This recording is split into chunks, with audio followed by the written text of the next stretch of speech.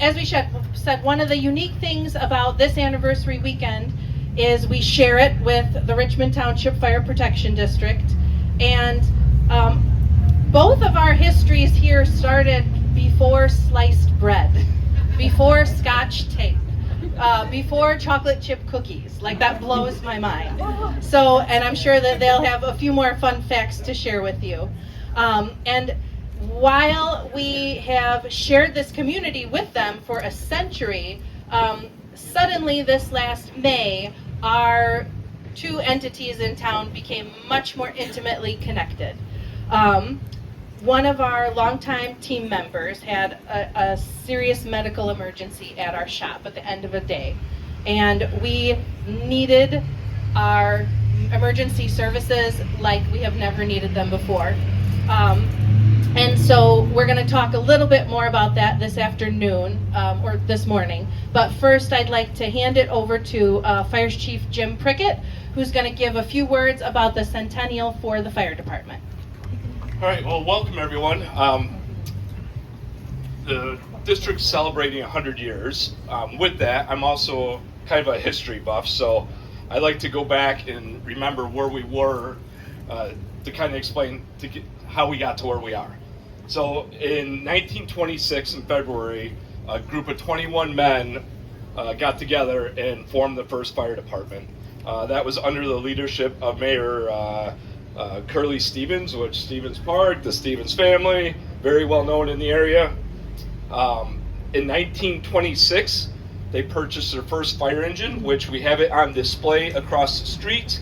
And 2 years later, they bought another one. It's 1928. Those were both restored in the mid-'80s. We have documentation, photos of all the members that restored that. So those are pretty cool history items. In 1941, we became the Richmond Fire Protection District. And then through the 50s and 70s, or in that era, we kind of expanded. We got our first rescue truck. We bought some water tanks, grass truck, which is a Jeep. We also took over Ehorn ambulance service, and they donated the first rescue squad to us. Let's see, in the 80s, we went to referendum to ask for tax dollars to provide the rescue, the EMS service that we provide today. This thing keeps flying over on me.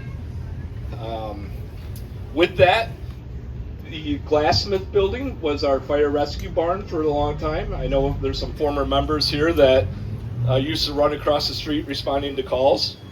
In 1962, we moved from, there used to be a garage behind Memorial Hall where the two antique fire trucks were housed. In 1962, we moved over to what was known as Foley's Garage, and someone else can correct me, I think it was a car dealership originally.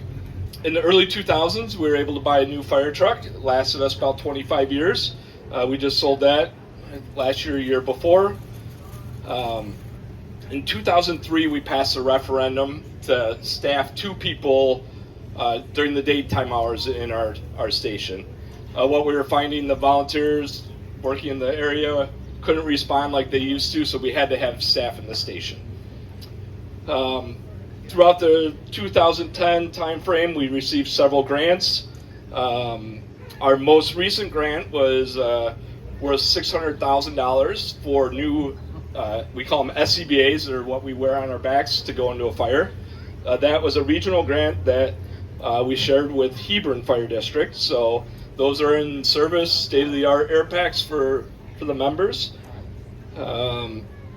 In 2002, we ordered a new fire engine. It took just over 3 years to get. So when we purchased it, the list price was $780,000. When we took delivery of it, if we were to buy it new then, it would be $1.4 million. So things have skyrocketed. We're staffed with 4 people, 24 hours a day now. We're fully equipped. We have the latest equipment. Our members Over half of them are paramedics. We respond to approximately 850 calls, which when I started in 2000, I think we were about 250 calls. Like I said, we traditionally had a lot of volunteers responding from home. Now we have less than 25% of our members living in our district. So we appreciate the community support as we look to expand our staffing to meet the call demanded today. For example, I'll let Deputy Chief Matt Amor talk about a recent life-saving award and the number of people it takes to accomplish a successful outcome.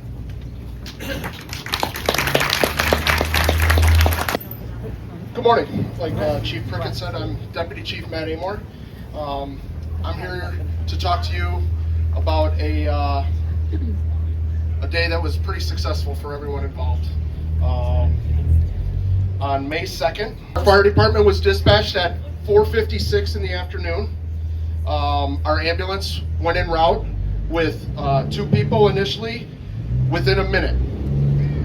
We arrived here on scene within 3 minutes of dispatch. That was quickly followed up. We had a total of 7 responders from our department show up. All within 3 minutes. We're here. We arrived on the scene. Initially, our patient was pulseless and not breathing. CPR was initially started by Richmond Police just before we arrived. Our resuscitative efforts were successful. We transported the patient to the hospital in under 35 minutes. That is big.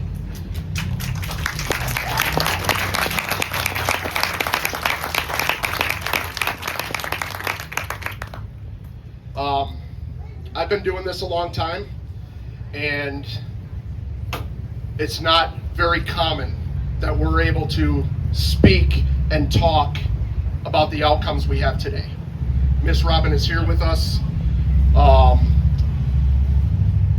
because of the successful outcome, having the people in station ready to respond and be here, have the training and the knowledge to be able to do what we did that day.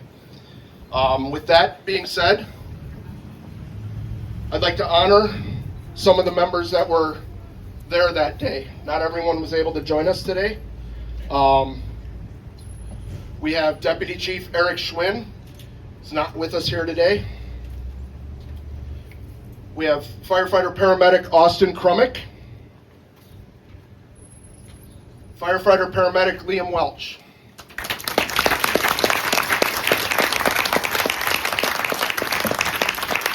We're here presenting life-saving award to each of these members that were part of this call.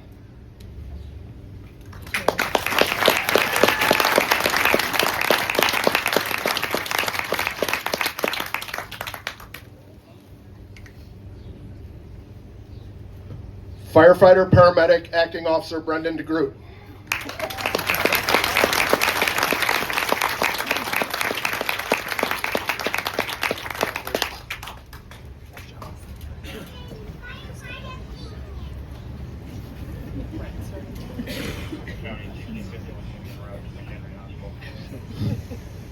Firefighter EMT Brent Wollenberg is not able to join us. Firefighter EMT Omar Rodriguez.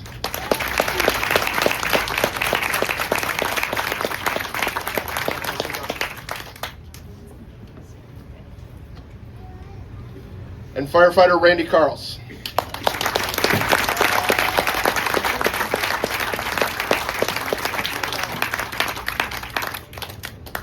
Ready.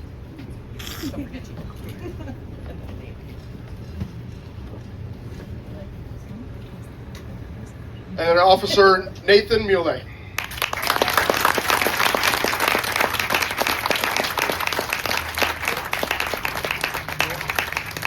Thank you, sir.